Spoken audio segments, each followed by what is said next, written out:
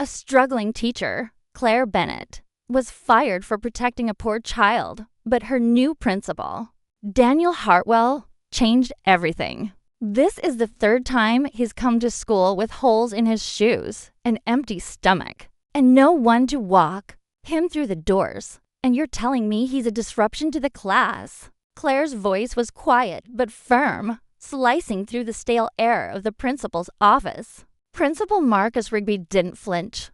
I said children like him do not belong in this environment. Outside, the wind scraped against the windows, rustling the bare trees of their small, worn-down Kentucky town. At Franklin Elementary, discipline was king. Warmth came second if at all. Claire, 26, stood straight, her auburn hair falling softly past her shoulders. Her patched sweater was pulled tight around her. Her boots were scuffed, her palms clenched. She had grown up with less than most and carried that history not as shame, but as proof she had survived. Every morning, she placed a single apple in her desk drawer, not for herself, but for whichever child needed it most. No one asked for it. Sometimes it disappeared. Sometimes it stayed. Liam was often the one who took it. A fourth grader thin, quiet, overlooked. His pants were always a size too big or too small, held together with twine. He rarely spoke, but left behind tiny thank you gifts. A pencil stub sharpened with care tucked in her drawer. Once, he left a bruised apple. She held it in her hand like it was made of gold. Later that day, Rigby summoned her. "You've been reported," he said. "Favoritism, feeding a student, allowing Liam to stay after hours." "He is hungry," Claire said. Steady as Rigby stood. "This is not a charity, Miss Bennett. It's a school. It should be both," she replied. He handed her a formal reprimand.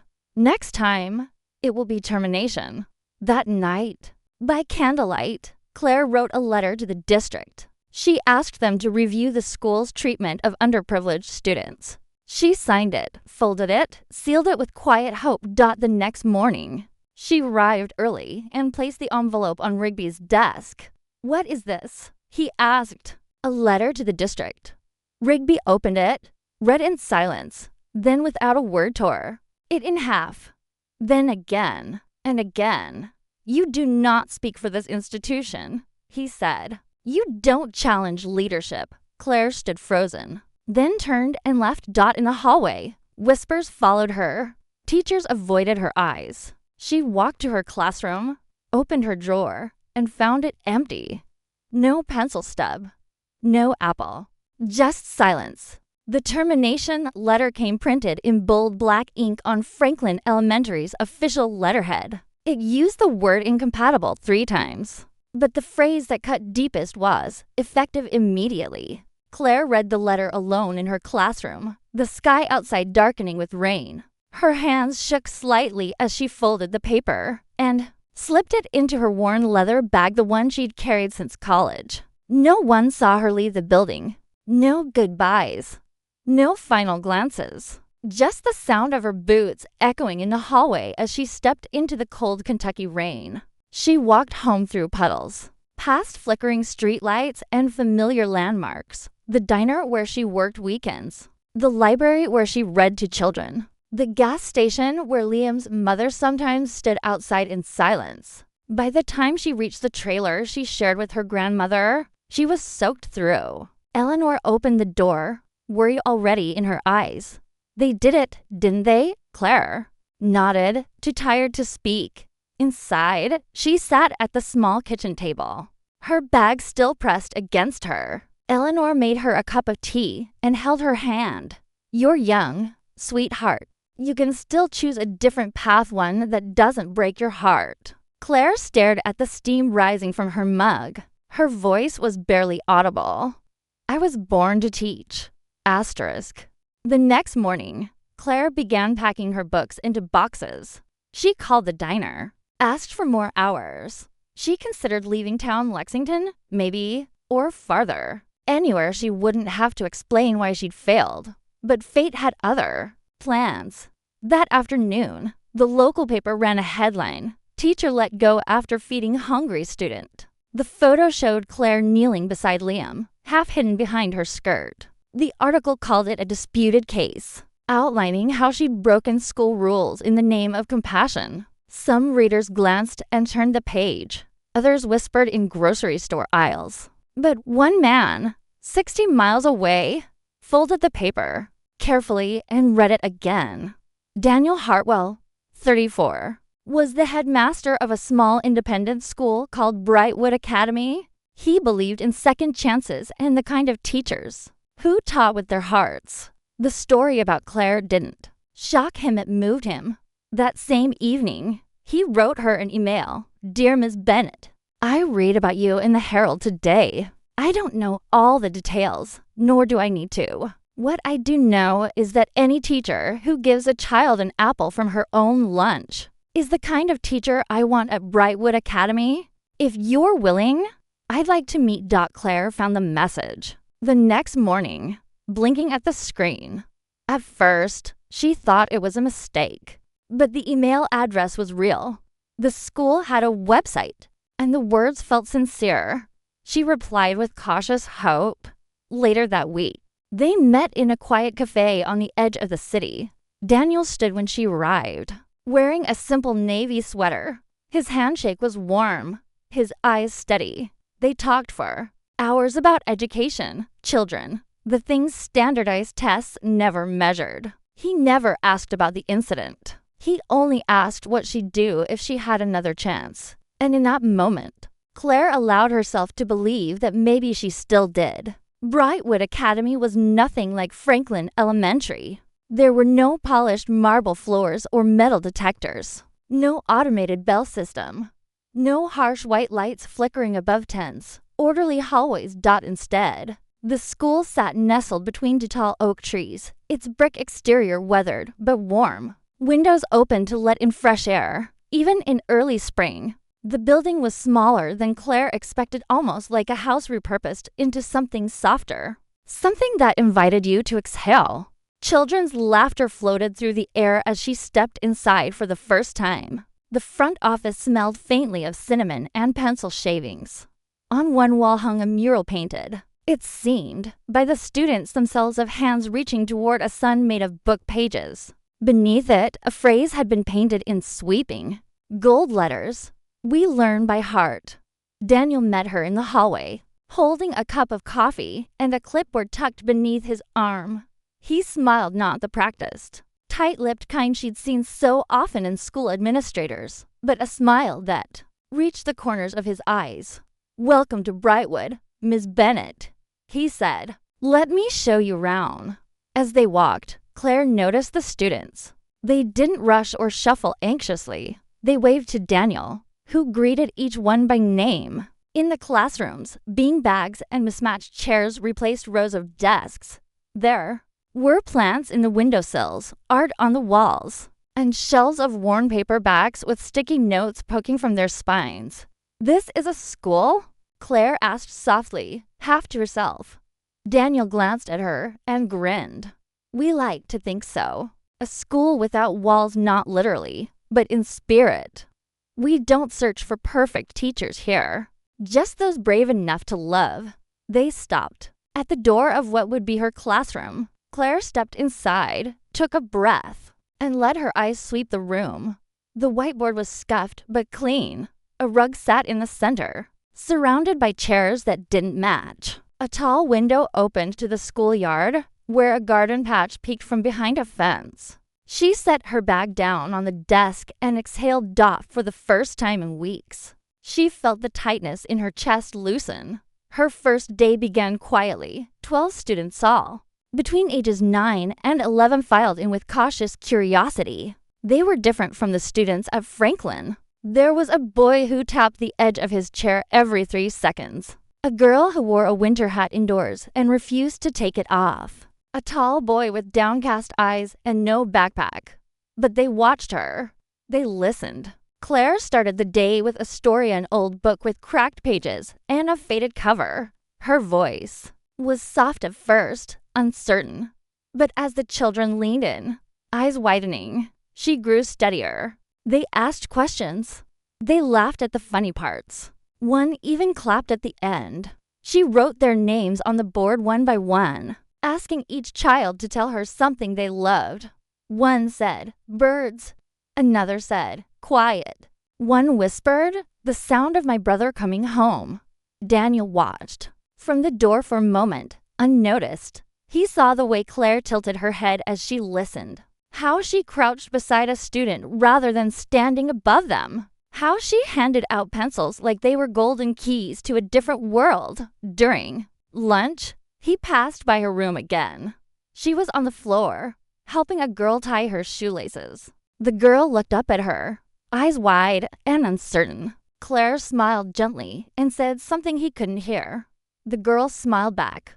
Later that afternoon, as the sun began to dip and the students packed their bags, Claire sat at her desk, looking out the window. Her eyes were tired, but bright dot in her drawer was an apple dot not from her, from a student. It wasn't bruised, wasn't polished, just an apple. Left quietly. Daniel knocked on the open door. "How was day one?" he asked. Claire turned down for the first time since leaving Franklin. She smiled fully. It felt like breathing again. He nodded, holding her gaze a moment longer than necessary. "Good. You belong here." She watched him leave, his steps quiet, his shoulders relaxed. Alone in the classroom, she looked around at the messy bulletin board, the scuffed rug, the half-read books scattered across desks. It wasn't perfect, but it was alive. And for the first time in a long while, so was she. It was a rainy Thursday when Liam appeared again. Claire was in the middle of her morning routine, laying out vocabulary cards on the classroom rug when the receptionist tapped gently on her door. "Ms. Bennett? There's someone at the gate asking for you." Claire blinked. "A parent?" The woman shook her head. "No, a boy. Says he knows you. He wouldn't come inside." Heart suddenly pounding, Claire hurried through the front office and stepped outside into the misty morning air. The school gate just beyond the picket fence creaked slightly in the wind. And there, standing under a crooked umbrella that looked too large for his narrow shoulders, was Liam. He'd grown taller, but he still had the same solemn eyes, the same thin frame, the same silence clinging to him like a second skin. His coat was damp and frayed at the cuffs, his shoes different now, but still worn, squished softly in the puddles beneath him. "Liam," Claire whispered, stepping forward.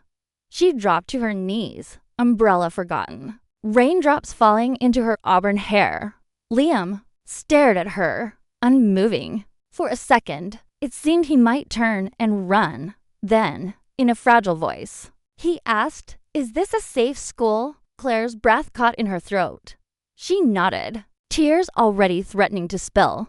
"Yes, baby, it is." She reached out slowly, cautiously, until Liam stepped into her arms. He didn't hug tightly, just rested his head against her shoulder, as though testing the moment.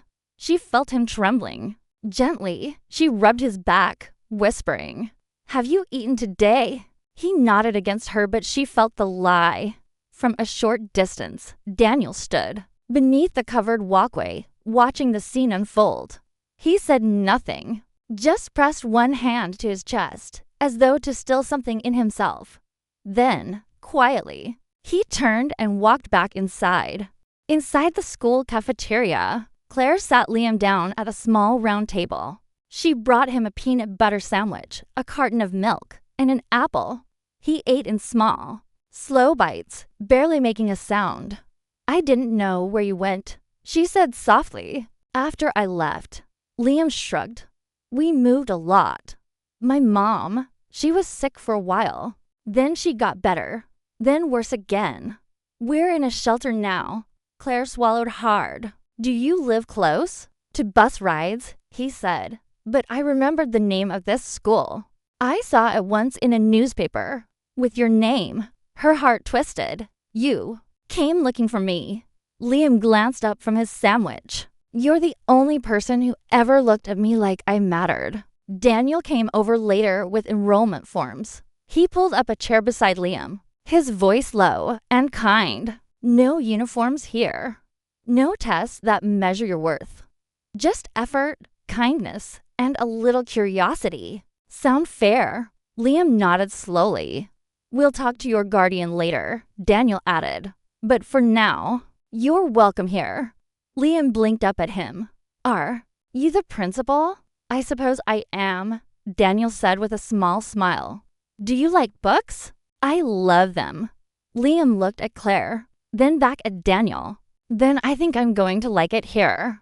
Over the next few weeks, Liam became a quiet fixture in Claire's classroom. He never fought for attention he didn't need to. She had always known how to see him. He arrived early each day sometimes, with a half-eaten granola bar, sometimes with nothing but his notebook. Claire made sure there was always a muffin on her desk and a folded blanket in the reading corner. He never asked for either, but they disappeared just the same. Daniel often watched from afar during lunch, during free periods. He saw how Claire never forced Liam to speak, but gently nudged him toward connection. She encouraged him to draw, to write stories, to build bridges out of wooden blocks. One afternoon, Liam wrote a short story about a paper boat that survived a storm because someone had whispered courage into its sails. At the end of the day, Claire handed the story to Daniel. He is healing, she said. Daniel nodded. So are you. The three of them formed an unspoken rhythm, Claire with her quiet presence, Liam with his fragile trust, Daniel with his steady support. They read together sometimes, all three on the classroom rug, passing pages like prayers. They ate sandwiches and shared silent laughter over comic strips. They never called it therapy, but it was. It was healing through proximity, through stillness, through being seen and not questioned. One afternoon, Liam handed Claire a folded piece of paper. Inside was a sketch of a woman with auburn hair holding the hand of a boy beside a small school with big windows. Standing just behind them was a man with kind eyes, holding an umbrella above them both. Claire looked up at Liam. He only smiled faintly. Daniel, passing by, paused. Good drawing. Liam shrugged. I just drew what I see. Daniel looked at Claire and smiled. So, did he?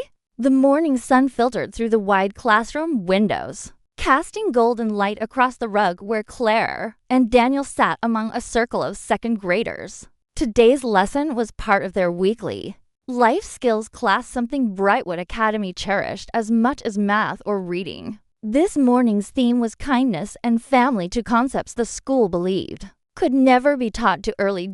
Claire held up a handmade poster covered in colorful handprints. What do you think makes a family? She asked, her auburn hair catching the light like a halo.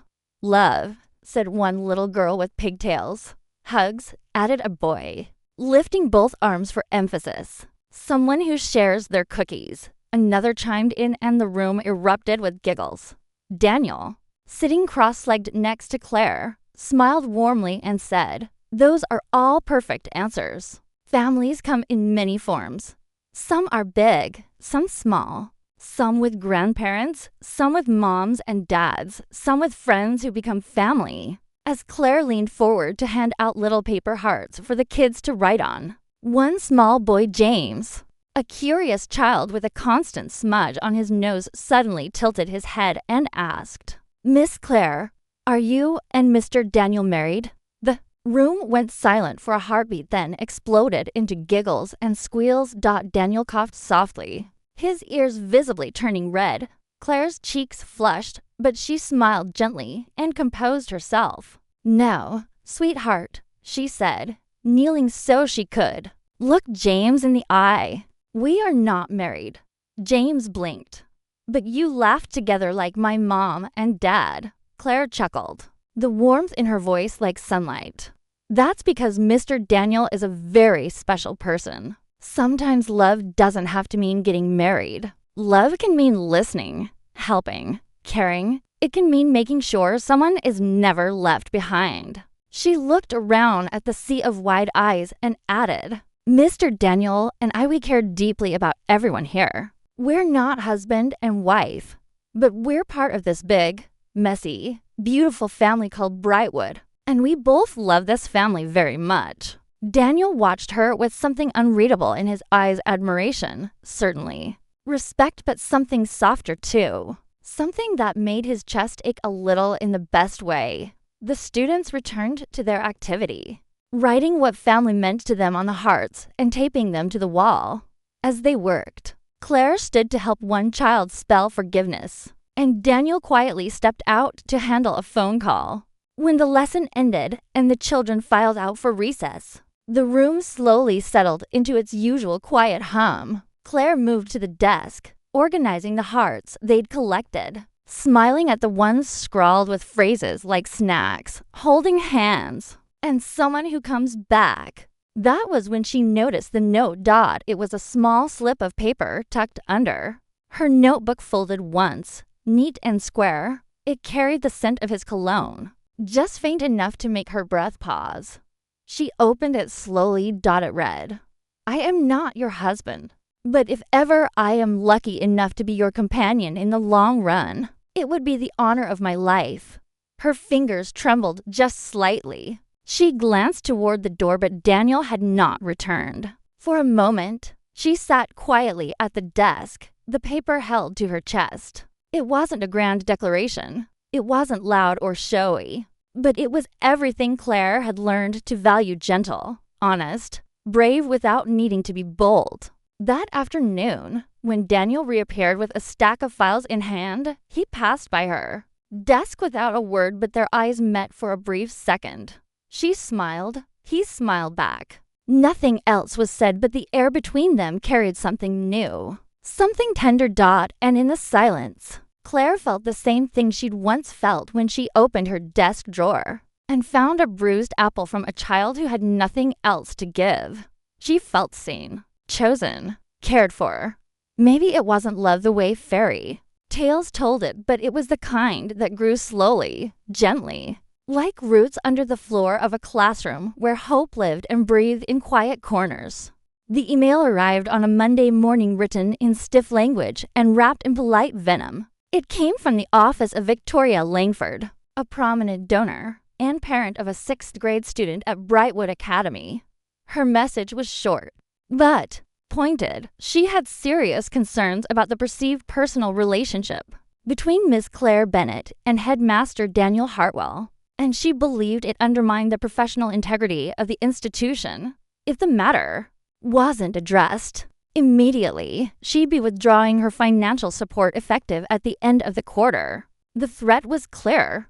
Over $30,000 in scholarships, field trips, and student meals were tied to her name. Claire sat at her desk, the letter printed and folded in her lap. Her cheeks were pale, her breath unsteady. "I don't want this to become a scandal," she said, quietly, as Daniel closed the door behind her. "This school, these kids, they shouldn't suffer because of whispers." Daniel, standing across from her, crossed his arms. "You've done nothing wrong." "It doesn't matter," Claire said, voice tight. "It's about what it looks like, what people choose to believe." She's choosing to see what fits her narrative. Daniel's jaw set. "That isn't your responsibility." Claire looked away, staring out the window where a few students ran laughing through the garden. "Maybe I should step down from the mentorship program, just for now. Let things cool down." "No," he said, firmer than she'd expected. "You're not hiding. Not for this. But the donation? I'd rather lose money than ask you to disappear." The tension grew as the week went on. Whispers in the hallway. A few parents canceling appointments. One local blog post speculated about favoritism and blurred lines between professionalism and emotion. Then came the school board meeting. It was held in the multipurpose room under the soft glow of mismatched ceiling lights. Folding chairs lined up in careful rows. Parents, staff, and community members gathered, many watching Daniel and Claire with unreadable expressions. Victoria Langford sat near the front, her polished nails gleaming as she flipped through printed notes. When Daniel took the stage, he looked briefly at Claire, who stood near the door, heart thudding in her chest. He cleared his throat and began. "There have been concerns raised about impropriety within our staff. specifically. That a relationship perceived or real between two adults could tarnish this school's image. A murmur passed through the crowd. I'll say this plainly. Ms. Claire Bennett is one of the most principled, compassionate, and professional educators I've ever worked with. Her presence at Brightwood has changed lives, including mine. Victoria's brow arched. I understand the power of appearances, Daniel continued, and I understand the importance of financial support. But I will not sacrifice integrity for comfort. I will not ask a good woman to step back because someone else feels uncomfortable with kindness. He let the silence stretch. This school was founded on the belief that people are more important than optics, that we stand up for one another, that we don't trade sincerity for donations. He turned toward Victoria directly. And if you feel this vision no longer aligns with your expectations, we thank you for your past support and wish you well. Guests echoed around the room. Victoria rose, lips pressed tight, and walked out without a word. There was a long pause, then someone clapped. One clap, then another. A slow, rising wave of applause filled the room.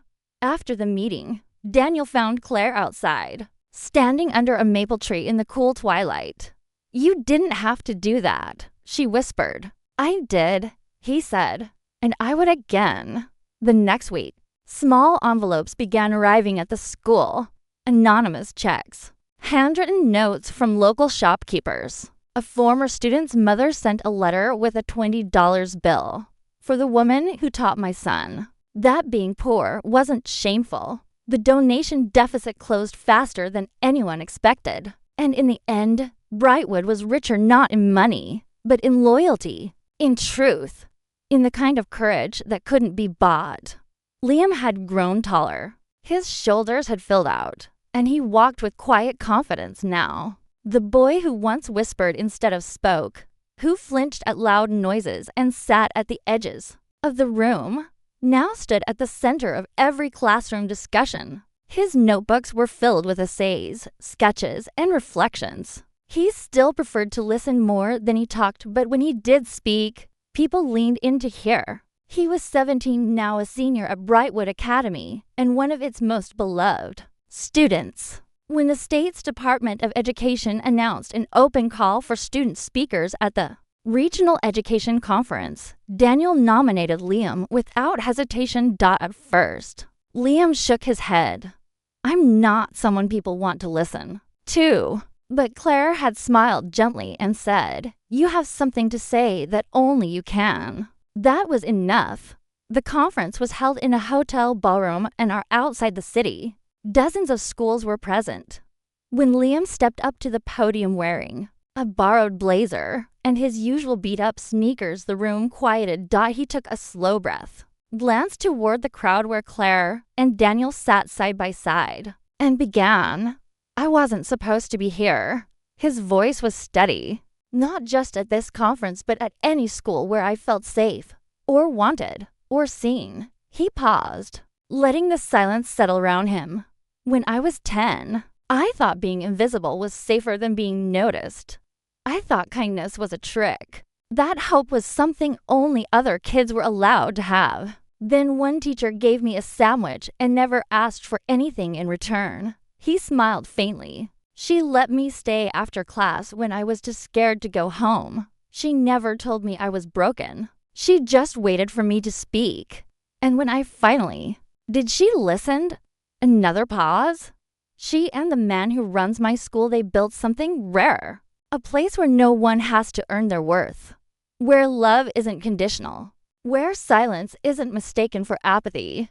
He looked directly at Claire. "She didn't just pull me out of poverty. She taught me that I deserved love, that I had value even when I had nothing to give." There was a stillness in the room as he stepped away from the microphone. Then applause rose slowly at first, polite, then rising into something heartfelt. Later that month at Brightwood, Claire and Daniel introduced a new tradition, Gratitude Day. Every student received a blank card and was asked to write to someone in the school who had changed their life. Most cards were sweet, simple, joyful. "Thanks for always sharing your gum. Thanks for making math not terrible. Thanks for being my safe place. Liam's note was left on Claire's desk in a plain envelope, no name on the front. Inside, his handwriting was steady. You didn't just feed me. You gave me a reason to wake up in the morning. You reminded me over and over, without ever saying it, that I mattered, that I was worth saving. You taught me how to love by loving me first. Claire read it alone after the students had gone for the day. Her eyes filled not with sadness, but something deeper, a gratitude that swelled in her chest like a quiet hymn. Daniel found her standing at the window, the card still in her hand. "Liam?" he asked softly. She nodded, unable to speak. He stood beside her for a long moment, neither of them needing to say anything. Outside, the garden was starting to bloom again. Daffodils pushing through soil, children laughing in the fading light dot-in. That stillness, Claire reached out and took Daniel's hand. Not a secret, not a statement, just something real held quietly between them, like everything that truly mattered. The halls of Brightwood Academy looked as they always had, sunlight streaming through tall windows, artwork taped lovingly to the walls, the faint scent of pencil shavings and old books. But today, something felt different.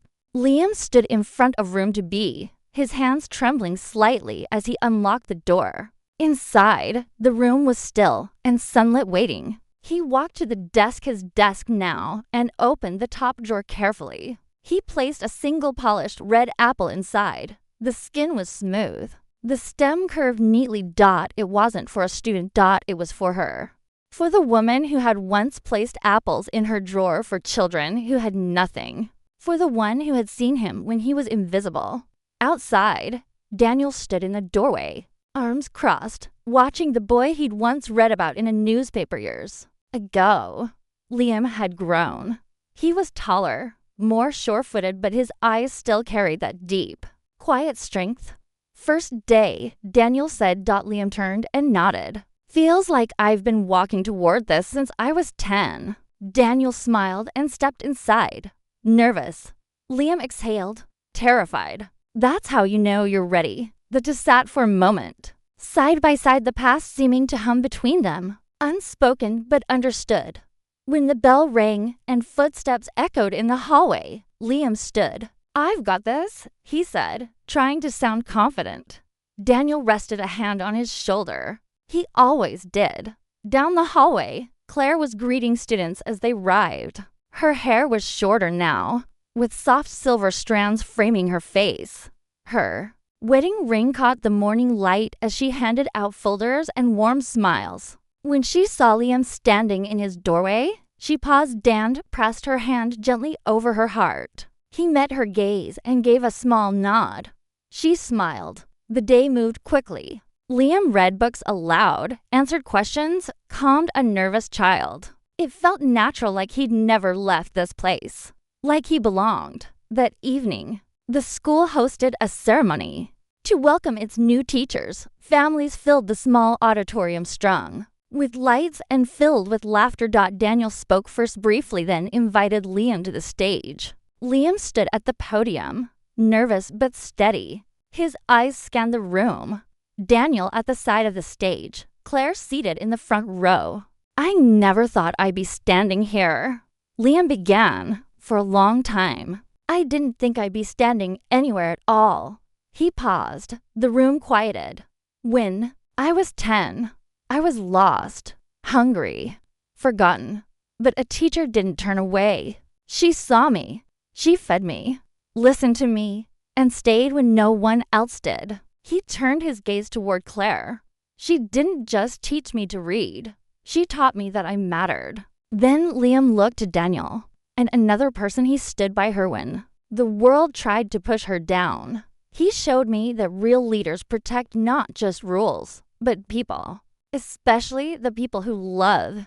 Liam's voice grew stronger. "I'm here because a teacher didn't abandon me, and because a headmaster didn't abandon her." The room was silent, then a wave of applause filled the space, loud and heartfelt.